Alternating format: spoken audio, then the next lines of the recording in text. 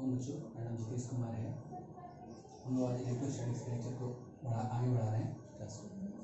Electrostatics में पहले हम लोगों ने देखा है कि electrostatics deals with the charges at rest and charge के बारे में हम लोगों ने थेस की जो एक्सपेरिमेंट था अम्बर रॉड एंड कैट्स फर के, और उन्होंने जो देखा था कि अगर अम्बर रॉड और कैट्स फर में जो रबिंग हो रही थी तो आफ्टर रबिंग यानी रिलेटिव फ्रिक्शन होने के बाद में उनमें एक अलग तरीके की प्रॉपर्टी डेवलप हो रही थी जिस प्रॉपर्टी से वो इंटरैक्ट कर रहे थे एक दूसरे को।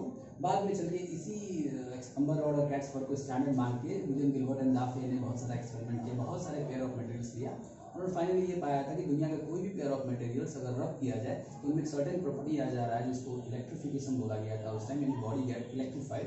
एंड उसी चीज़ को, इसी इलेक्ट्रिफिकेशन को बेंजामिन फ्रैंकलिन ने धीरे धीरे आगे बढ़ के चार्जिंग नाम दे दिया एंड कहा दिया कि आफ्टर फ्रिक्शन बॉडी चार्ज हो जाता है। और इस तरीके से हम लोगों ने चार्ज का डेफिनेशन दिया कि charge is the hidden property of the material which the material gains after some process like friction, induction, polarisation और इसी अलग अलग तरीके से चार्जिंग किया जा सकता है। एट दैट टाइम सिर्फ फ्रिक्शन ही पता था, आज की डेट में बहुत सारे प्रोसेसेस पता है बॉडीज को चार्ज करने के लिए।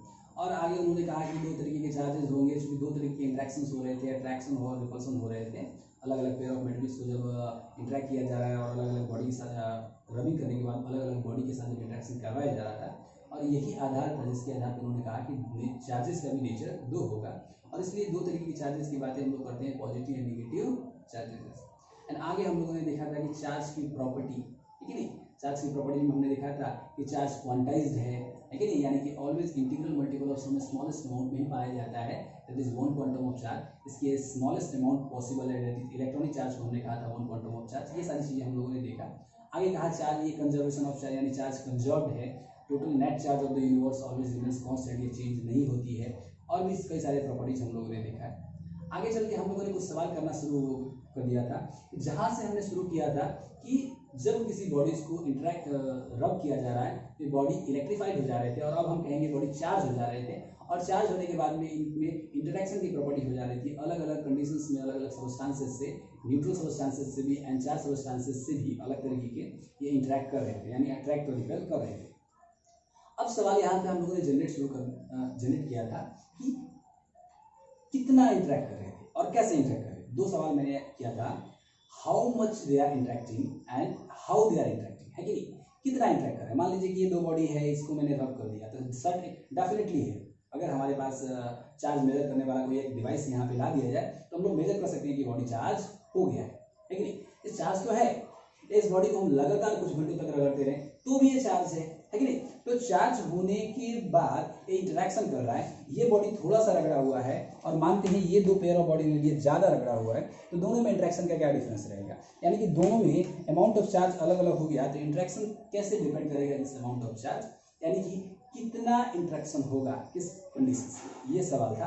एंड दूसरा सवाल था हमारा हाउ दे आर इंटरेक्टिंग, ये इंटरेक्शन कैसे हो रहा है। अगर इस बॉडी को हमने रब ही कर दिया और दो डिस्टेंस पे रख दिया, चार्ज हो गया, एक दूसरे पे फोर्स कैसे लगा रहा है, क्योंकि डिस्टेंट ऑब्जेक्ट है कि नहीं, कांटेक्ट में नहीं है, फिर भी ये कैसे फोर्स लगा रहे हैं, इस बात को आपको ध्यान में। तो पहला सवाल का जवाब हमने कहा था कि चार्ल्स कूलम्ब ने दिया था with the help of Coulomb's law. And Coulomb's law हम लोगों ने देखा था कि अगर दो कोई पॉइंट चार्जेस है और उस पॉइंट चार्जेस सर्टेन डिस्टेंसेस पे रखा गया है, तो कूलम्ब ने पाया था कि F is directly proportional to Q1 Q2 and inversely proportional to the square of distance between them.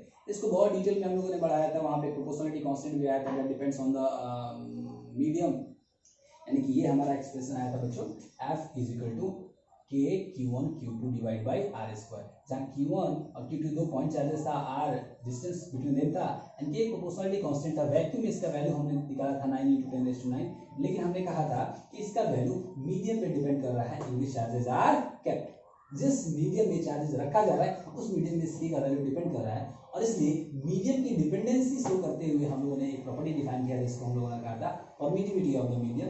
And उसकी परमिटिविटी के दो प्रकार भी देखा हमने, absolute permittivity and relative permittivity. फिर परमिटिविटी के फॉर्म में भी कूलम्ब्स लॉ हम लोगों ने लिखा था, F is equal to 1/4 pi epsilon Q1 Q2 divide by R square, जहाँ epsilon is the permittivity of the medium in which charges are kept. अगर ये मीडियम वैक्यूम है, यानी कि अगर वैक्यूम है तो एप्सिलॉन नॉट हो जाता था, और मीडियम है तो रिलेटिव परमिटिविटी यानी directly constant times permittivity of the vacuum हो जाता था, इसका वैल्यू था, ठीक है। ये सब हम लोगों ने देखा था। उसके बाद में वेक्टर फॉर्म में भी कई इक्वेशंस हमने लिखा था, तो हमने कहा था कूलम्ब्स लॉ वेक्टर फॉर्म में लिखना है, तो कूलम्ब्स लॉ के हिसाब से, यानी सॉरी इलेक्ट्रोस्टैटिक फोर्स तो एक सेंट्रल फोर्स है, और अगर सेंट्रल फोर्स है तो line of action of force will be along the line joining two charges, यानी कि अगर यह चार्ज है और यह चार्ज है, अगर ये Q1 है ये Q2 है, तो line of action of force इसी लाइन पे रहेगा बच्चों, line joining the two charges. और इसलिए हमने कहा था कि इस तरीके के वेक्टर्स को तो फोर्स फॉर्म में लिखना बहुत ही आसान है। सेंट्रल फोर्सेस को मैग्नीट्यूड मल्टीप्लाइड बाई आर के डायरेक्शन में यूनिट वेक्टर। इसको थोड़ा सा और सिंप्लीफाइड फॉर्म में हम लोग, सिंप्लीफाइड नहीं और एक दूसरे फॉर्म में लिखा था कि Q1 Q2 divided by R cap को R vector divided by R लिख रहे थे, यहाँ पे आर क्यू हो गया था। In different forms of the Coulomb's law हम लोगों ने चर्चा किया था बच्चों, ठीक है। यानी कि how much they are interacting, इस सवाल का जवाब हम लोगों ने दिया है बच्चों। अब हमें सवाल का जवाब ढूंढना है how they are interacting, how they are interacting. यानी कि अगर कोई दो चार्ज बॉडी है, अब उस बात को हम लोग पीछे छोड़ देते हैं कि नहीं, कि चार्ज कैसे डेवलप हो रही है, चार्ज को इलेक्ट्रिफिकेशन कहा जाता था, उस प्रोसेस को रनिंग से होती थी और आगे और भी प्रोसेस से होती। अब हम मानते हैं कि बॉडीज में चार्ज डेवलप हो गया है, तो अगर बॉडीज में certain amount of charge develop हो गया है, आप ये भी जानते हैं कि चार्ज का यूनिट कूलम है, तो certain amount of charge develop हो गया है, तो दो चार्जेस को हम रख रहे हैं, तो इनके बीच में इंटरेक्शन कैसे हो रही है, या कोई एक चार्ज रख रहे हैं और एक न्यूट्रल पार्टिकल रख रहे हैं, तो उनमें कैसे इंटरेक्शन हो रही है। इन सारे सवालों का जवाब हम लोग धीरे धीरे सीखेंगे।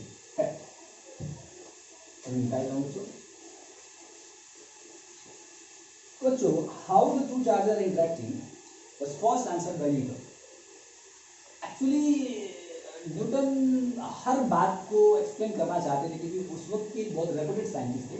तो न्यूटन का एक थियरी था जिससे वो ग्रेविटेशनल इंटरेक्शन को समझाते थे कि दो मासेस के बीच में इंटरेक्शन कैसे होती है, how they are interacting, how the objects having some masses interaction with each other, जो उनका यूनिवर्सल लॉ ऑफ ग्रेविटेशन भी था, लेकिन उसको समझा रहे थे कि दो मासेस कैसे इंटरेक्ट कर रहे थे थियरी से। इसका नाम है action at A distance concept, action at A distance concept. यानी कि न्यूटन के हिसाब से action at A distance, action at A distance concept से समझा रहे थे बच्चों। लेकिन मैं आपको बताता हूं बच्चों कि यह थियरी बहुत ज़्यादा सेटिस्फैक्टरी भी नहीं था और बहुत ज़्यादा दिनों तक एक्सेप्ट भी नहीं हुआ। धीरे धीरे चल के एक सेटिस्फैक्टरी जवाब तब आता है जो माइकल फैराडे ने एक नया कॉन्सेप्ट लेके आया, field formation concept. Michael Faraday एक कॉन्सेप्ट डेवलप किया उन्होंने, फील्ड फॉर्मेशन कॉन्सेप्ट। उस कॉन्सेप्ट से उन्होंने समझाने की कोशिश की कि how the two charges are interacting. और ना कि सिर्फ माइकल फैराडे ने how the two charges are interacting, बल्कि न्यूटन की ग्रेविटेशनल एक्सप्लेनेशन में भी जो खामियां थी कि दो मासेस कैसे इंटरेक्शन कर रहे हैं। जैसे आप कह सकते हैं how much they are interacting, Coulomb's ने जवाब दिया। वैसे ही universal law of gravitation, how much two masses are interacting, लेकिन कितना amount, the amount of force Newton ने दिया, ठीक है, न्यूटन लॉ ऑफ ग्रेविटेशन हम लोग पढ़ते हैं, लेकिन हाउ दे आर इंटरेक्टिंग, इस सवाल का जवाब फैराडे के फील्ड फॉर्मेशन कॉन्सेप्ट से ही दिया जाता है। तो उसको हम लोग यहाँ पे जानेंगे, फील्ड फॉर्मेशन कॉन्सेप्ट को। एंड बेसिकली मैं कहूँ बच्चों, इलेक्ट्रोस्टैटिक्स बड़ा चैप्टर है और इस चैप्टर में how the two charges are interacting, इसी सवाल का जवाब ढूंढते ढूंढते ये सारा चैप्टर फिनिश हो जाएगा। अप्रोक्सीमेटली आपको 10 to 15 लेक्चर्स और होंगे इलेक्ट्रोस्टैटिक्स में, और यही है सवाल, how the two charges are interacting, है कि। यानी कि फैराडे का फील्ड फॉर्म, माइकल फैराडे का फील्ड फॉर्मेशन कॉन्सेप्ट को ही हमें डिटेल में समझना है। तो फील्ड फॉर्मेशन कॉन्सेप्ट क्या कहता है? फील्ड फॉर्मेशन कॉन्सेप्ट कहता है बच्चों, कोई भी चार्ज है, मान लीजिए कि ये कोई चार्ज है, मैं प्लस क्यू चार्ज बोल रहा हूं, या कोई भी मास है, यानी कि सर्टेन ऑब्जेक्ट्स है, उसके पास कुछ मास है, यहाँ सर्टेन पार्टिकल है या बॉडी है और वो चार्ज है, that amount of charges plus Q या माइनस क्यू, जो भी कोई भी चार्ज है या मास है, वो अपने आसपास एक सर्टेन रीजन क्रिएट करता है। वो अपने आसपास क्या क्रिएट करता है बच्चों? सर्टेन रीजन क्रिएट कर रहा है, जिसको माइकल फैराडे ने कहा ये फील्ड है। ये क्या है बच्चों? फील्ड है। अगर चार्ज पार्टिकल है तो अपने आसपास जो फील्ड क्रिएट कर रहा है उन्होंने इलेक्ट्रिक फील्ड नाम दिया, उन्होंने कहा ये इलेक्ट्रिक फील्ड है। एंड अगर ये मास है, सिर्फ मास है, बॉडी चार्ज नहीं है, सिर्फ मास ही है, तो अपने आसपास जो फील्ड क्रिएट कर रहा है उस फील्ड को उन्होंने नाम दिया ग्रेविटेशनल, उस फील्ड को उन्होंने नाम दिया ग्रेविटेशनल फील्ड। अब जब धीरे धीरे समझिए बात को, सर ये जो पिक्चर ड्रॉ कर रहे हैं आप फील्ड का, कैसा दिखता है क्या? आगे चर्चा करेंगे बहुत डिटेल में बच्चों, पिक्टोरियल रिप्रेजेंटेशन ऑफ फील्ड की बात भी हम लोग करेंगे, ठीक है। और हम लोग कहेंगे फील्ड दिखता नहीं है लेकिन इसका प्रेजेंस है, इनविजिबल है लेकिन इसका प्रेजेंस है, यानी फील्ड है। प्रेजेंस कैसे पता चलेगा बच्चों, वह भी हम लोग जानेंगे। यहाँ पे कुछ तो है जिसको माइकल फैराडे फील्ड कह रहे हैं। तो फील्ड क्या है बच्चों, एक specific region around area around एक है। चार्ज के केस में इसको उन्होंने इलेक्ट्रिक नाम दिया, और चूंकि ये इलेक्ट्रिक फील्ड कहिए या इलेक्ट्रोस्टैटिक फील्ड कहिए, इलेक्ट्रिक फील्ड कहिए या इलेक्ट्रोस्टैटिक फील्ड कहिए, ठीक है। एंड मास के केस में उन्होंने ग्रेविटेशनल, सर ग्रेविटेशन तो हम लोग यहाँ पे नहीं पढ़ रहे हैं बच्चों, जब हम लोग ग्रेविटेशन पढ़ेंगे तो इसी फील्ड थ्योरी की, माइकल फैराडे के फील्ड थ्योरी के हिसाब से ही ग्रेविटेशन को भी हम लोग एक्सप्लेन करेंगे एंड समझने की कोशिश करेंगे बॉडी की। सो ग्रेविटेशनल, इसलिए मैं थोड़ा सा इंट्रोडक्शन दे रहा हूँ बच्चों। अब दूसरा सवाल है, जब उन्होंने फील्ड बताया तो फील्ड की कुछ प्रॉपर्टीज बताया कि फील्ड किस प्रारूप में इसको एक्सेप्ट करेगी, कैसा प्रॉपर्टी होगा, क्या कर रहा है जिससे हमें प्रमाण मिल रहा है कि फील्ड है। तो पहली बात तो उन्होंने कहा कि चार्ज हो या मास हो, इसके अराउंड एक रीजन क्रिएट होता है जिसको हम लोग इलेक्ट्रिक फील्ड बोलेंगे या ग्रेविटेशनल फील्ड बोलेंगे। दूसरा जवाब ये है कि ये फील्ड कहां तक फैला होगा। मान लीजिए कि सर ये चार्ज है तो इसका अपना एक रीजन है, फील्ड है, तो क्या उसका एक बाउंड्री है, क्या उसका एक लिमिटेशन है क्या कि ये कहां तक फील्ड फैला हुआ है। तो ऐसे तो माइकल फैराडे ने कहा आइडियली तो इसका कोई बाउंड्री नहीं है, ये बियॉन्ड बाउंड्री है, बियॉन्ड द लिमिट है, यानी कि इनफाइनाइट तक है, इनफाइनाइट तक है, यानी कि इन्फिनिटी तक है। Ideally this field is expanded up to the infinity. लेकिन सवाल यह है कि सर हम इतने बड़े सिस्टम को कैसे एनालिसिस करेंगे, है कि नहीं। एक कोई चार्ज है और इसके फील्ड का एनालिसिस करना है सर, एंड इसके फील्ड इनफाइनाइट फैला हुआ है, यानी इन्फिनिटी तक फैला हुआ है, तो इतने बड़े सिस्टम को हम लोग कैसे एनालिसिस करेंगे। तो उन्होंने कहा कि ठीक है, आइडियली हम कह रहे हैं कि इन्फिनिटी तक फैला हुआ है, लेकिन practically it is limited to some specific region जहां तक इसका इफेक्ट है। यानी कि भले ही आइडियली इन्फिनिटी है, लेकिन प्रैक्टिकली एक रीजन, इसका एक बाउंड्री होता है जहां तक इसका इफेक्ट सिग्निफिकेंट होता है और जहां तक हम लोग इसको सिस्टम मान के चलेंगे। यानी कि उन्होंने कहा कि every charge or mass creates a specific region around it known as field. In case of electric charge, it will be called electric field or electrostatic field, and in case of gravitational mass, it is called gravitational field. Ideally, this field is expanded up to the infinity, but practically it is limited to some specific region. और उस reason को हम लोग decide करेंगे, बहुत जल्दी decide करेंगे। हम लोग जब डेरिवेशंस में जाएंगे तो मैथमेटिकली डिसाइड करेंगे कहाँ तक इसको सिग्निफिकेंट माना जाएगा और कहाँ तक सिग्निफिकेंट नहीं माना जाएगा। ये electric field and gravitational field के बारे में माइकल फैराडे ने कहा। अब चलिए, एक बात होता है कि सर इस फील्ड को हमें समझना है, ठीक है। अब चलिए सर, इस बात को समझाने के लिए, इस फील्ड के बारे में माइकल फैराडे के फील्ड फॉर्मेशन कॉन्सेप्ट को हम लोग क्यों एक्सेप्ट कर रहे हैं। माइकल फैराडे के फील्ड फॉर्मेशन कॉन्सेप्ट इसलिए एक्सेप्ट कर रहे हैं कि इन्होंने सैटिस्फैक्टरली इस बात का जवाब दिया था कि how the two charges are interact. तो उन्होंने कहा कि अगर कोई चार्ज रेस्ट में है तो अपने आसपास एक रीजन क्रिएट करेगा जिसको हम लोग बोलते हैं इलेक्ट्रिक फील्ड। यह फील्ड चार्ज जनरेट होने के साथ ही जनरेट होगा। ऐसा नहीं है कि कोई चार्ज है, जैसे ही आया वो फील्ड उसके साथ एग्जिस्ट कर रहा है विद इन 0 सेकेंड, ऐसा नहीं। ये फील्ड भी एक से दूसरे प्लेस पे प्रोपेगेट करने के लिए, जैसे ये बॉडी न्यूट्रल है और इस बॉडी को हमने चार्ज कर दिया तो ये अपना फील्ड बनाएगा अपने रीजन में, है कि नहीं। तो ये फील्ड बनाने में भी वो सर्टेन टाइम लेता है, टेक सर्टेन टाइम, है कि नहीं। यह फील्ड स्पीड ऑफ लाइट के साथ, यानी कि स्पीड ऑफ लाइट 3 मीटर पर सेकेंड से ही फैलता प्रोपेगेट, यानी स्पीड ऑफ लाइट के इतना इस फील्ड का स्पीड है और उतना फास्ट ये अपना रीजन बना लेता है, प्रोपेगेट कर लेता है, ये उन्होंने कहा। तो कोई हमने चार्ज रखा तो अपने आसपास फील्ड क्रिएट किया, और अगर इस फील्ड में अगर हम कोई यहाँ पे एक दूसरा चार्ज रख दे, मान लीजिए Q डैश, तो यह फील्ड एक्सर्ट करता है इस पे फोर्स, ये फील्ड एक्सर्ट करता है इस पे फोर्स। बात को समझिए बच्चों, अगर कोई एक चार्ज है, उसका एक फील्ड है, और उस फील्ड के रेंज में, उसके फील्ड में अगर कोई चार्ज आपने दूसरा रख दिया तो वह फील्ड, नॉट द चार्ज, और electric field exert the force on the other charge. तो इस केस में जिसका फील्ड है, मान लीजिए इसको हम लोग सोर्स चार्ज बोल दें, इसको हम लोग सोर्स चार्ज, एंड फील्ड होने का प्रमाण, यानी जिससे हम लोग टेस्ट कर रहे हैं कि यहाँ पे इसका फील्ड है कि नहीं, यही प्रमाण है बच्चों। यहाँ पे एक चार्ज है और यहाँ पे अगर कोई चार्ज रख रहा है और इसमें फोर्स एक्सर्ट कर रहा है, इट मींस इस चार्ज के फील्ड में हमने रखा है तब ये फोर्स एक्सर्ट कर रहा है। तो इस केस में इस चार्ज जो टेस्ट कर रहा है इसके फील्ड होने का, इसको हम लोग टेस्ट चार्ज बोल देते हैं। एक नॉमेनक्लेचर है बच्चों, आप कुछ भी बोल सकते हैं। है कि नहीं। मुद्दा ये है कि अगर कोई चार्ज है तो अपने आसपास इलेक्ट्रिक फील्ड जनरेट करता है, और उस फील्ड के रेंज में अगर कोई दूसरा चार्ज आपने रखा तो वह फील्ड, मैं बार बार बोल रहा हूं, field exert the force on charge, field exert the force on charge. अब एक दूसरा सवाल पे आगे बढ़ता हूं। सर ठीक है, ये तो इस पे एक्सर्ट किया, लेकिन Newton third law of motion आपको हम याद दिलाते हैं बच्चों। Newton third law of motion कहता है कि every action has equal and opposite reaction and they act on each other, यानी कि एवरी एक्शन का रिएक्शन है। अगर यह चार्ज, यह सोर्स चार्ज, इस टेस्ट चार्ज पे अगर समथिंग न्यूटन फोर्स एक्सर्ट कर रहा है तो यह टेस्ट चार्ज भी इस सोर्स पे समथिंग न्यूटन फोर्स एक्सर्ट करना चाहिए। यही न्यूटन थर्ड लॉ कहता है। तो ये कैसे यहाँ पे फुलफिल होगा सर, ये कैसे फुलफिल होगा? वो भी कोई बड़ी बात नहीं है बच्चों। मान लीजिए कि एक चार्ज हमने Q1 ले लिया, अब एक चार्ज हम Q2 ले लेते हैं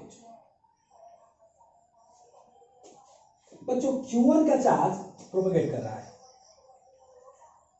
एंड जैसे ही ये Q1 चार्ज का फील्ड प्रोपेगेट कर रहा है, और जैसे ही फील्ड ये Q2 तक पहुंचा, इस Q2 पे एक्सर्ट करेगा फोर्स।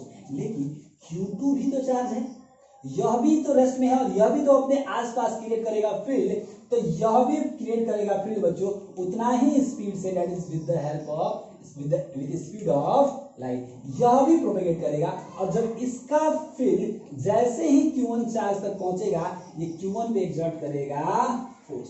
तो जितना फोर्स Q1 Q2 पे एक्सर्ट कर रहा है, उतना ही फोर्स Q2 Q1 पे एक्सर्ट कर रहा है। And that amount of force will be, already हम लोगों ने डिस्कशन किया है, K Q1 Q2 divide by R square. तो यहां से आप जस्टिफाई कर सकते हैं every action has equal and opposite reaction. दो चार्जेस रेस्ट में है, ये अपना फील्ड एक्सपेंड, ये अपना फील्ड जनरेट कर रहा है, ये भी अपना फील्ड जनरेट कर रहा है। इसका फील्ड Q1 का फील्ड Q2 पे जा रहा है तो Q2 पे एक्सर्ट कर रहा है फोर्स, एंड Q2 का फील्ड Q1 पे जा रहा है तो Q1 पे एक्सर्ट कर रहा है फोर्स। तो इस पे एक सवाल भी पूछा गया था कंपटीशन में बच्चों, ऐसा सवाल पूछा जाता है कि इलेक्ट्रोस्टैटिक फोर्स इज एन, मैं आपको एक छोटा सा सवाल यहां पे लिख रहा हूं बच्चों।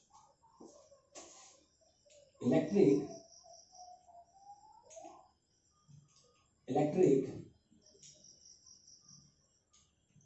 field is number one, field force,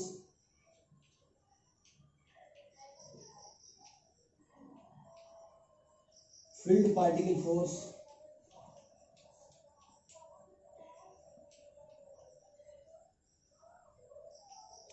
particle force and all of the above। यानी इलेक्ट्रोस्टैटिक फोर्स यानी कि इलेक्ट्रिक फोर्स की बात करें, इलेक्ट्रोस्टैटिक फोर्स, इसमें से कौन सा फोर्स है? पहला है फील्ड फोर्स, यानी कि ये दो फील्ड के बीच का इंटरेक्शन है, या फील्ड पार्टिकल फोर्स, फील्ड और पार्टिकल का इंटरेक्शन है, या तीसरा पार्टिकल इंटरेक्शन, यानी पार्टिकल और पार्टिकल के बीच का इंटरेक्शन कौन सा है बच्चों? ये सवाल का जवाब आपको गौर से सुनिएगा जरा। देखिए बच्चों, अगर ये चार्ज पार्टिकल है, ये भी चार्ज पार्टिकल है, डायरेक्ट ये पार्टिकल से फोर्स नहीं लगा रहा है, यह भी डायरेक्ट इस पार्टिकल से फोर्स नहीं लगा, यह पार्टिकल अपना फील्ड क्रिएट कर रहा है, एंड वह फील्ड पार्टिकल तक पहुंच रहा है, एंड देन उसमें फोर्स एक्सर्ट कर रहा है। यह भी सेम प्रोसीजर से फोर्स लगा रहा है, यह अपना फील्ड एक्सपेंड कर रहा है, फील्ड क्रिएट कर रहा है, और वह फील्ड इस तक, अगर इसके ये उसके फील्ड में के रेंज में है तो इस पे एक्सर्ट हो रहा है फोर्स। यानी कौन एक्सर्ट कर रहा है, किस पे फोर्स? Q1 का फील्ड Q2 पे एक्सर्ट कर रहा है फोर्स, एंड Q2 का फील्ड Q1 पे एक्सर्ट कर रहा है फोर्स। और इसलिए आप कह सकते हैं कि ये दो फील्ड के बीच का इंटरेक्शन नहीं है, दो पार्टिकल के बीच का भी इंटरेक्शन नहीं है, एक का फील्ड दूसरे पार्टिकल से इंटरेक्शन कर रहा है। So that is a field particle interaction, ये बहुत ही इंपॉर्टेंट एक पॉइंट है जिसको आपको करना है। और मैंने अभी तक तो ये बताया कि दो चार्जेस कैसे इंटरेक्ट करते हैं। एक चार्ज है, अपना इलेक्ट्रिक फील्ड क्रिएट किया, और उस पर अगर आपने उस फील्ड में अगर दूसरा कोई चार्ज रखा तो फोर्स एक्सर्ट करता है, और साथ ही साथ दूसरा चार्ज भी अपना फील्ड क्रिएट करेगा अगर वो रेस्ट में है तो, एंड फील्ड क्रिएट करने के बाद में अगर उसका भी फील्ड दूसरे चार्ज तक पहुंचता है तो उस पर एक्सर्ट करने का फोर्स। और यहाँ से हमने third law of motion justify है कि ये फराडे द्वारा दिया गया थ्योरी है। फराडे ने जो फील्ड दिया, फील्ड के साथ साथ बहुत सारी बातें उन्होंने बताया। एक जो इंपॉर्टेंट बात, आगे हम लोग जानेंगे सारी बातें, एक जो इंपॉर्टेंट बात उन्होंने और बताया फील्ड के बाद, यह इलेक्ट्रोस्टैटिक फील्ड है, इलेक्ट्रिक फील्ड है। हालांकि जो चैप्टर का ही नाम है इलेक्ट्रोस्टैटिक यानी चार्जेज एट रेस्ट। यह जो फील्ड है ये तब तक एसोसिएट होता है किसी चार्ज से इलेक्ट्रिक फील्ड जब तक वो चार्ज रेस्ट में है। जैसे ही चार्ज मोशन में जाएगा यह फील्ड नष्ट हो जाएगा, वैनिश हो जाएगा, फिनिश हो जाएगा। यानी अगर कोई चार्ज रेस्ट में है तो इसका फील्ड है, इलेक्ट्रिक फील्ड है, लेकिन जैसे ही चार्ज मोशन में गया इसका इलेक्ट्रिक फील्ड वैनिश हो जाएगा और फिर से वो एस्टैब्लिश होगा। वो चार्ज अगर रेस्ट में आता है तो, अदरवाइज वो एस्टैब्लिश नहीं होगा। अगर कोई चार्ज है रेस्ट में है तो इलेक्ट्रिक फील्ड एस्टैब्लिश होगा, चार्ज रेस्ट में नहीं है इलेक्ट्रिक फील्ड एस्टैब्लिश नहीं होगा, डिस्ट्रॉय हो जाएगा, वैनिश हो जाएगा। इस बात को ध्यान में रखना है, ये फराडे की थ्योरी। और अभी अभी हमने बताया आपको कि electric field obey electrostatic force obey Newton third law of motion, यानी कि जो इलेक्ट्रोस्टैटिक इंटरेक्शन है जो थर्ड लॉ ऑफ मोशन ओबे कर रहा है। मैं अभी बताऊंगा यही एक जगह है जहां Newton third law of motion violate हो जाता है, यानी कि एक्शन और रिएक्शन इक्वल नहीं होता है, एक्शन एंड रिएक्शन इक्वल नहीं होता है।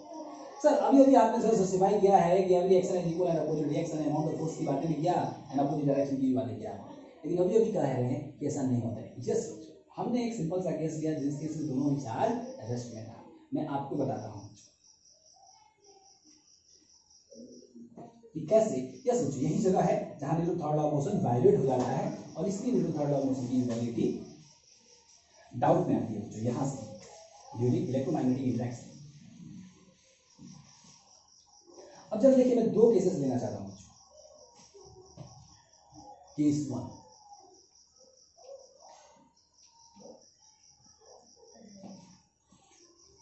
And case 2। दो केसेस लेना चाहता हूं। यहां पे हमने एक Q1 चार्ज दिया, यहां एक Q2 चार्ज दिया, यहां पे भी सेम चीजें ले रहे हैं, एक चार्ज ले रहे हैं Q1 और एक Q2। यहां पे हमने इस Q1 को भी रेस्ट में रखा है। कैसे पॉसिबल है रेस्ट में? अब वो एक अलग मैकेनिज्म है, रेस्ट में कैसे रखना है। ये दीवार है, इसको चार्ज कर दिया था, ऐसा थोड़ी है कि इस पर कुछ ज़्यादा फोर्स लगा देंगे, थोड़ा 10 न्यूटन 20 न्यूटन फोर्स से ये कोई चला जाएगा, तो रेस्ट में ही रहेगा। ये भी दीवार है, चार्ज कर दिया, रेस्ट में ही रहेगा, रेस्ट में। एंड Q2 को भी हमने रेस्ट में रखा, तो साफ साफ है दोनों चार्ज रेस्ट में है। माइकल फैराडे कहते हैं कि अगर दोनों चार्जेस रेस्ट में है, कोई भी चार्ज रेस्ट में है तो अपने आसपास इलेक्ट्रिक फील्ड जनरेट करेगा। तो यह चार्ज जनरेट किया फील्ड, और अगर यह फील्ड Q2 तक पहुंचेगा तो यह फील्ड लगाएगा फोर्स F, और दिस F का वैल्यू होगा KQ1 Q2 divide by R²। फिर Q2 भी रेस्ट में है, यह भी जनरेट करेगा अपने आसपास फील्ड, और अगर इसका फील्ड Q1 तक पहुंचेगा तो Q1 पे फोर्स है। सर बार बार ये रिपल्सन दिखा रहे हैं, ऑलवेज रिपल्सन ही हो रहा है, that depends on the nature of charge. अगर दोनों चार्ज पॉजिटिव सेम नेचर के होंगे, पॉजिटिव या नेगेटिव, तो रिपल्सन होगा, एंड अपोजिट नेचर के होंगे अट्रैक्शन होगा, दैट डजंट मैटर, है कि नहीं।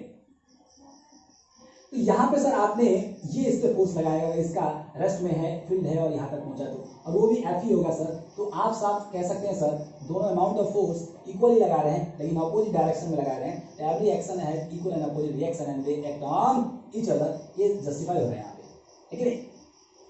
यानी यहाँ पे Newton third law of motion तो वैलिड है, ये तो ऑलरेडी हम लोगों ने देखा था, लेकिन मैं सिचुएशन थोड़ा सा चेंज कर दे रहा हूँ, सिचुएशन थोड़ा सा चेंज कर दे रहा हूँ। इस चार्ज को हम रेस्ट में रख रहे हैं एक को, और एक चार्ज को मोशन में रख रहे हैं हम लोग विद स्पीड, ये इन मोशन रहेगा, मूव कर रहा है। सिंपल सा कंडीशन है बच्चों। मान लीजिए ये दीवार है, इसको चार्ज कर दिया हमने, और ये पेंसिल है, इसको भी हमने चार्ज कर दिया। ये दीवार पे चार्ज रेस्ट में है और इस पेंसिल को हम मूव कर रहे हैं, इससे दूर लेके जा रहे हैं या पास लेके आ रहे हैं, मतलब मोशन में। फिर माइकल फैराडे की बात, अगर कोई चार्ज रेस्ट में है तो उसका इलेक्ट्रिक फील्ड होगा, और अगर इसका इलेक्ट्रिक फील्ड होगा और यह फील्ड, अगर इसके इलेक्ट्रिक फील्ड में अगर ये Q2 चार्ज है तो डेफिनेटली इस पे फोर्स लगेगा, मानते हैं F, और दिस फोर्स का अगेन अमाउंट होगा बच्चों KQ1 Q2 divided by R²।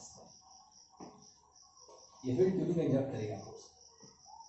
अब जरा देखिए माइकल फैराडे के हिसाब से ही Q2 तो मोशन में है। माइकल फैराडे ने कहा इलेक्ट्रिक फील्ड किसी चार्ज से तब एसोसिएट होगा जब वो चार्ज रेस्ट में रहेगा, लेकिन ये Q2 तो रेस्ट में है नहीं, इसमें बच्चों मोशन में है। अगर Q2 मोशन में है तो डेफिनेटली इसके पास फील्ड नहीं है, और अगर इसका फील्ड नहीं है तो Q1 इसके फील्ड में है ही नहीं, तो Q1 पे फोर्स को लगा ही नहीं रहा है। क्यों बच्चों? क्योंकि field exerts the force on charge. Field exerts the force on charge. तो एक बात साफ है, Q1 का फील्ड है और इसलिए Q2 पे फोर्स लगा रहा है, लेकिन Q2 का फील्ड ही नहीं है, और इसलिए Q1 पे अगर फोर्स की बात करेंगे तो फोर्स यहाँ पे क्या हो जाएगा बच्चों? जीरो है। साफ साफ दिख रहा है बच्चों, एक्शन तो है कि Q1 Q2 divide by R square, but reaction नहीं है, रिएक्शन जीरो है। और इसलिए यहाँ पे कहा जाता है during electromagnetic interaction Newton third law of motion is violated. Newton third law of motion is violated मतलब न्यूटन की थर्ड लॉ ऑफ मोशन यहाँ पे गलत साबित हो जाता है इन सर्टेन कंडीशंस में कि ठीक है यहाँ पे सही भी साबित हुआ, लेकिन इलेक्ट्रोमैग्नेटिक इंटरेक्शन में एक अगर चार्ज रेस्ट में है और एक चार्ज मोशन में, तो इलेक्ट्रोमैग्नेटिक इंटरेक्शन में ऐसे कह रहा हूँ बच्चों, एक चार्ज रेस्ट में है तो इसको इलेक्ट्रिक फील्ड जनरेट करेगा, मोशन में है तो इलेक्ट्रिक फील्ड नहीं जनरेट कर रहा है, आगे हम लोग देखेंगे कि मैग्नेटिक फील्ड जनरेट करेगा, इसलिए इसको इलेक्ट्रोमैग्नेटिक इंटरेक्शन हम लोग कह रहे हैं। इलेक्ट्रोमैग्नेटिक इंटरेक्शंस में एक्शन की does not equal to reaction हम लोग कह सकते हैं, इसलिए कह सकते हैं during electromagnetic interaction Newton third law of motion is. तो एक छोटा सा मैंने बताया है कि फील्ड क्या है एंड फील्ड के बारे में थोड़ी सी आगे तो सारी चीजें, एक बात हमने कहा how the two charges are interacting, ये फील्ड से ही जवाब दिया जाएगा। तो सबसे जरूरी है कि पहले इस फील्ड को आप समझ जाइए। The field is very important parameter. See आप जरा देखिए, इस चार्ज पे कोई फोर्स नहीं लग रहा है, लेकिन इसका फील्ड है। मान लीजिए कि मैं एक ही चार्ज दे रहा हूं, कोई चार्ज Q, दूसरा कोई चार्ज ही नहीं है, एक ही सिस्टम है चार्ज Q एंड सराउंडिंग है ही नहीं, कुछ है ही नहीं, एक आइसोलेटेड सिस्टम है जिसका चार्ज है Q। इस चार्ज का अपना फील्ड तो होगा ही। जरा देखिए बच्चों, इंटरैक्शन को समझाने के लिए हमने फील्ड का सहारा लिया, यानी दो चार्जेस के बीच में इंटरैक्शन कैसे हो रहे हैं, कैसे वो एक दूसरे पे फोर्स को एक्सर्ट कर रहे हैं, इस बात को समझाने के लिए हमने फील्ड फॉर्मेशन कॉन्सेप्ट का सहारा लिया और माइकल फैराडे का फील्ड का थियरी हम लोगों ने लिया। लेकिन जरा देखिए, अगर कोई एक आइसोलेटेड चार्ज है तो यहाँ पे किसी के साथ में इंटरेक्शन नहीं कर रहा है, बिकॉज इंटरेक्शन होने के लिए सराउंडिंग तो होना चाहिए, दूसरा चार्ज तो होना चाहिए, दूसरा चार्ज ही नहीं है। लेकिन फोर्स नहीं भी है तो क्या है, इंटरेक्शन नहीं भी है तो क्या है, ये फील्ड है। The existence of field is there. इस बात को बहुत गहराई में आप आगे समझेंगे, जब बहुत प्रॉब्लम हम लोग जब सॉल्व करना स्टार्ट करेंगे, खास करके जब एडवांस के प्रॉब्लम सॉल्व करना स्टार्ट करेंगे, तो आप इसकी बात की गहराई को आपको समझ में आएगा बच्चों कि फोर्स भले ही नहीं है लेकिन फील्ड है। तो फोर्स से ज्यादा फंडामेंटल फील्ड है। भले ही फोर्स को समझाने के लिए, यानी कि दो चार्जेस के बीच के इंटरेक्शन को समझाने के लिए हमने फील्ड का सहारा लिया, लेकिन याद रखिए field is more fundamental than the force, than the interaction, ठीक है। तो इस बात को आपको ध्यान में रखना है। तो आगे हमें बेसिकली फील्ड ही समझना है। फील्ड को अगर हम लोग बेहतर से समझ गए तो how the two charges are interacting समझ गए और इलेक्ट्रोस्टैटिक्स समझ गए बच्चों। तो इस पूरे चैप्टर में फील्ड के बारे में ही अध्ययन करना है, इलेक्ट्रिक फील्ड।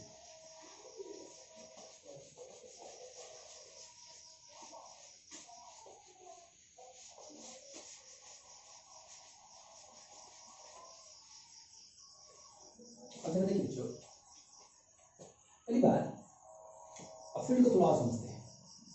तो माइकल फैराडे ने समझाया फील्ड क्या है।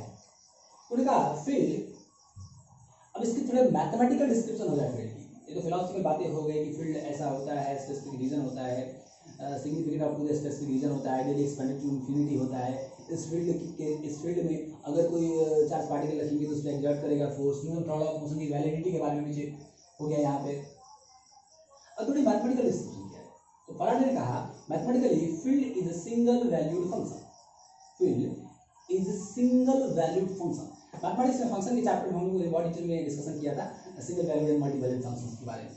सिंगल वैल्यूड फंक्शंस एक सिंपल से वर्ड में अगर हम लोग यहाँ पे जानने की कोशिश करें तो अगर मान लीजिए कि कोई फील्ड है तो फील्ड के हर एक पोजीशंस को, हर एक पॉइंट को स्पेस में यूनिकली कैरेक्टराइज किया जा सकता है।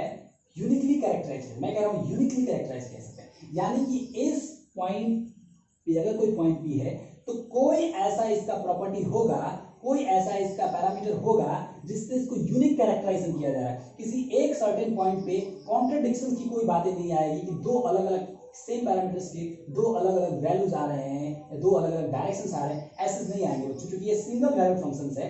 हर पॉइंट को यूनिकली कैरेक्टराइज किया जा सकता है और इसी यूनिक कैरेक्टराइजेशंस को और डिटेल, फील्ड को और डिटेल में समझने के लिए माइकल फैराडे ने फील्ड से रिलेटेड कुछ पैरामीटर्स डिफाइन किए, उसी पैरामीटर्स को हमें यहाँ पे पढ़ना है। तो फील्ड को समझने के लिए ही माइकल फैराडे ने जो पैरामीटर्स डिफाइन किए, तो पहला पैरामीटर है बच्चों फील्ड से रिलेटेड। फील्ड क्यों समझना है? क्योंकि फील्ड इंटरेक्शन को समझा रहा है, दो चार्जेस में इंटरेक्शन कैसे हो रहा है, फोर्स कैसे एक्सर्ट कर रहा है। अब फील्ड इंटरेक्शन को समझा रहा है तो हम फील्ड को समझ रहे हैं, और फील्ड को समझाने के लिए माइकल फैराडे ने ये पांच मैथमेटिकल पैरामीटर्स को, पांच पैरामीटर्स को उन्होंने डिफाइन किया। पहला पैरामीटर होगा electric field intensity. Electric field intensity. दूसरा पैरामीटर होगा इलेक्ट्रिक फील्ड पोटेंशियल।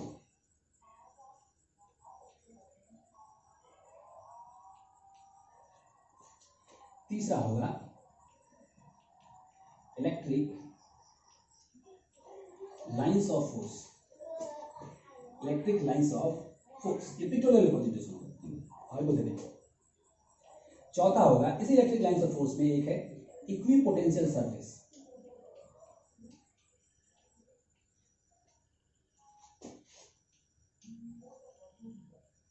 एंड पांचवा पैरामीटर होगा बच्चों फ्लक्स, और आप कहेंगे नॉर्मल इलेक्ट्रिक इंडक्शन।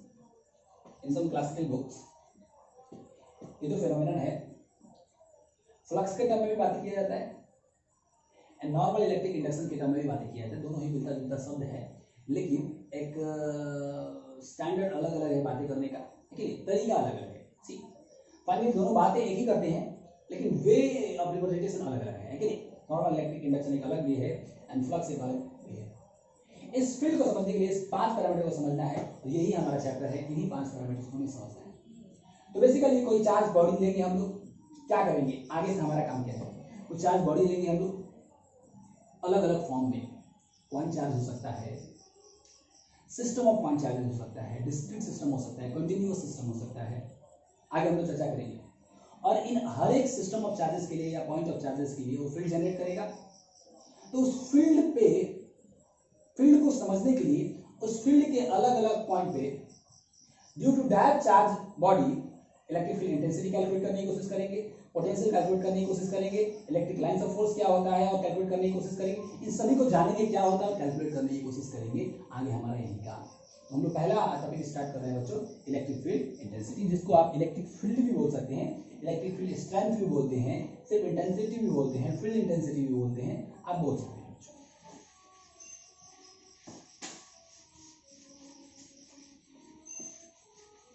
तो हम लोग स्टार्ट कर रहे हैं बच्चों इलेक्ट्रिक फील्ड इंटेंसिटी।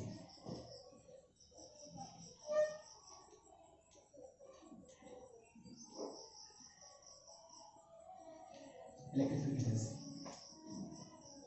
तो कहा गया कोई चार्ज है, मान लीजिए बच्चों कोई चार्ज है Q, कोई भी चार्ज है, मान लीजिए Q। इस चार्ज का अपना फील्ड होगा।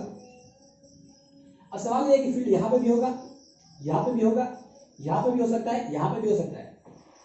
सर कहा था कार्डियली तो कहा है माइकल फैराडे इंफिनिटी तक, लेकिन एक सिग्निफिकेंट कहीं ना कहीं तक होगा। तो सर यहां पे इसकी स्ट्रेंथ कितना होगा? अगर कोई चार्ज यहां पे रखा जाए तो कितना फोर्स लगाएगा, यहां पे रखा जाए तो कितना फोर्स लगाएगा, यहां पे रखा जाए तो कितना फोर्स लगाएगा। इस बात को हम लोग स्ट्रेंथ बोल रहे हैं। क्या बोल रहे हैं? स्ट्रेंथ बोल रहे हैं, फील्ड का स्ट्रेंथ बोल रहे हैं। और इसी फील्ड को स्ट्रेंथ, फील्ड का स्ट्रेंथ रिप्रेजेंट करने के लिए हमने इस पैरामीटर को डिफाइन कर रहे हैं। हम लोग इस पैरामीटर को डिफाइन कर रहे हैं इलेक्ट्रिक फील्ड इंटेंसिटी, फील्ड का स्ट्रेंथ बता रहे हैं, इसलिए इसको इलेक्ट्रिक फील्ड स्ट्रेंथ भी बोल रहे हैं।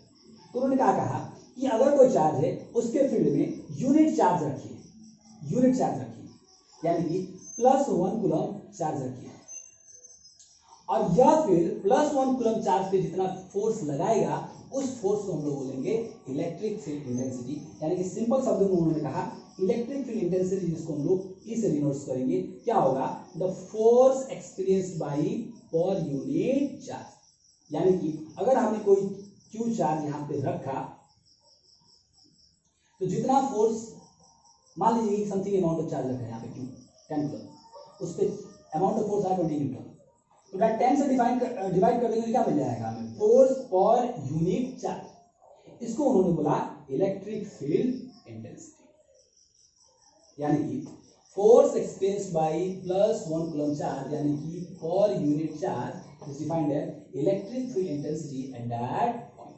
यहाँ से आप एक और एक्सप्रेशन निकाल सकते हैं यहाँ पे, यानी किसी चार्ज पे किसी फील्ड में अगर क्यू चार्ज रखा जाए और उस फील्ड का स्ट्रेंथ है उस पॉइंट पे ई, तो उस पर जो फोर्स एक्सर्ट होगा वो होगा क्यू इंटू।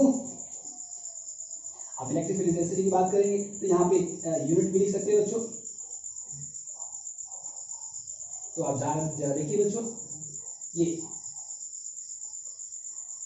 फोर्स का क्या होगा, न्यूटन, ये चार्ज का क्या होगा, न्यूटन पर कूलम, और बच्चों इसका एक और यूनिट होता है वोल्ट पर मीटर। कैसे बच्चों, जानेंगे हम वहां पे बाद में जानेंगे, इसको डिराइव करेंगे वोल्ट पर मीटर। इसका आप डायमेंशन लिखना चाहते हैं तो लिख सकते हैं, डायमेंशन लिखना कौन सी बड़ी बात है बच्चों। So dimension of electric field intensity will be equal to dimension of force upon dimension of charge. आप जानते हैं डायमेंशन ऑफ फोर्स होता है mL/T-2 and dimension of charge हो जाएगा बच्चों, टाइम होगा एंड करंट होगा IT। आप जानते हैं, तो आप जब ऊपर लेके जाएंगे तो क्या हो जाएगा, mL/T ऊपर जाएगा तो क्या हो जाएगा -3 एंड I जब ऊपर जाएगा तो I-1। तो इसका डायमेंशन हो जाएगा बच्चों mL/T3 I-1। अगर आपको ये जस्टिफाई करना हो कि ये वेक्टर है कि स्केलर है, यानी कि ये फिजिकल क्वांटिटी वेक्टर है कि स्केलर है, तो डेफिनेटली बच्चों एक फोर्स है जो कि वेक्टर क्वांटिटी है, उसके स्केलर से डिवाइड किया तो फाइनल जो रिजल्ट आएगा एक वेक्टर क्वांटिटी है बच्चों, जिसका नेचर अलग है। यहाँ से हम लोगों ने स्केलर मल्टीप्लिकेशन ऑफ वेक्टर्स में देखा था, जैसे यहाँ पे अगर कोई फील्ड है और उस फील्ड में इलेक्ट्रिक फील्ड किसी पॉइंट में इलेक्ट्रिक फील्ड इंटेंसिटी का वैल्यू ई है, तो अगर उस फील्ड में क्यू चार्ज रखते हैं तो उसमें फोर्स कितना लगेगा, क्यू इंटू ई। और ये भी आप बता सकते हैं कि ये स्केलर मल्टीप्लाइड में वेक्टर है। हमने कहा था कि अगर किसी स्केलर को किसी वेक्टर से मल्टीप्लाई करते हैं तो दोनों वेक्टर का न्यू वेक्टर का मैग्नीट्यूड, तो स्केलर टाइम्स का मैग्नीट्यूड ऑफ वेक्टर होगा। डायरेक्शन डिपेंड करेगा साइन पे।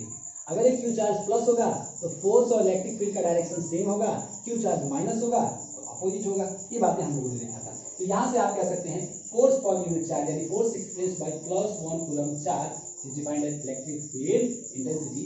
इसको आपको याद रखना है ना।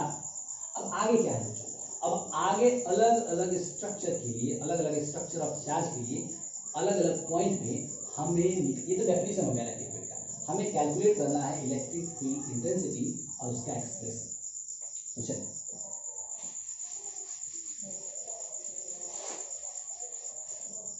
Calculation of electric field intensity.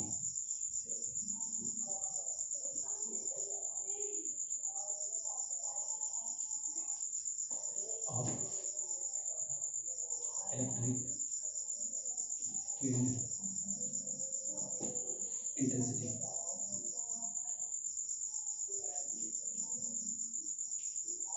तो देखिए बच्चों, सबसे पहले due two point charge, due two point charge मतलब कोई एक पॉइंट चार्ज है बच्चों। आप जानते हैं किसी शेप एंड साइज का चार्ज को हम लोग पॉइंट चार्ज मान सकते हैं बच्चों, provided the distance of point of observation must be greater than the dimension of the object. यानी कि इसके डायमेंशन से जो हमारा पॉइंट ऑफ ऑब्जर्वेशन है P, वो बहुत ज़्यादा डिस्टेंस होते हैं। तो मानते हैं कि समथिंग r डिस्टेंस पे कोई एक पॉइंट चार्ज है बच्चों, सॉरी r डिस्टेंस पे, एंड ये r डिस्टेंस पे कोई एक पॉइंट है P, जहाँ पे हमें ऑब्जर्व करना है कि इस पॉइंट पे, इस चार्ज के फील्ड में, इस पॉइंट पे इलेक्ट्रिक फील्ड इंटेंसिटी का स्ट्रेंथ कितना है। तो हम जानते हैं बच्चों, अगर ये अमाउंट ऑफ चार्ज हम लोग क्यों लेते हैं, electric field intensity means what, इस जगह पे आप +1 कूलम चार्ज रखिए और इस पे जितना फोर्स आएगा उसी को हम लोग बोलेंगे इलेक्ट्रिक फील्ड इंटेंसिटी। तो अगर आप electric field intensity eight P निकालना चाहते हैं बच्चों, तो जरा देखिए, फोर्स निकालना है और +1 कूलम चार्ज, एंड फोर्स निकालने के लिए तो हमारे पास कूलम्स लॉ है बच्चों, और चूंकि ये पॉइंट चार्ज है and Coulomb's law point charge के लिए वैलिड है बच्चों, तो हम क्या सकते हैं 1/4 pi epsilon not Q1 Q2 divided by R square. Q1 की जगह पे कैपिटल Q है, यानी कि जिस चार्ज का फील्ड है Q2 की जगह पे 1 है एंड R स्क्वायर है। तो आप यहाँ से कह सकते हैं electric field due to a point charge capital Q at a distance R from this will be 1/4 pi epsilon naught Q upon R square। इसको आपको याद रखना है बच्चों। This is the expression for electric field intensity due to a point charge at a distance R from the charge. आगे के classes में हम लोग देखने वाले हैं बच्चों, ये तो पॉइंट चार्ज है। अब पॉइंट चार्ज, अभी तक तो हम लोगों ने कूलम्स लॉ भी देखा कि it is strictly valid for charge at rest and point charge. यहाँ पे भी जो हम लोग इलेक्ट्रिक फील्ड इंटेंसिटी की बातें कर रहे हैं वो पॉइंट चार्जेस की बातें कर रहे हैं। सर, ये पॉइंट चार्ज के अलावा भी किसी प्रकार का चार्ज होता है क्या, जिसको सिस्टम ऑफ चार्ज हम लोग आगे कहेंगे। दो तरीके के सिस्टम की बातें करेंगे, discrete system and continuous system, and detail चर्चाएं होंगी। और अलग अलग स्ट्रक्चर्ड सिस्टम के लिए, यानी कि अलग अलग स्ट्रक्चर के लिए, लीनियर स्ट्रक्चर के लिए, स्ट्रेट रॉड के लिए, या सरफेस स्ट्रक्चर के लिए, या वॉल्यूमेट्रिक स्ट्रक्चर के लिए हम लोग इलेक्ट्रिक फील्ड इंटेंसिटी कैलकुलेट करेंगे। Thank you very much.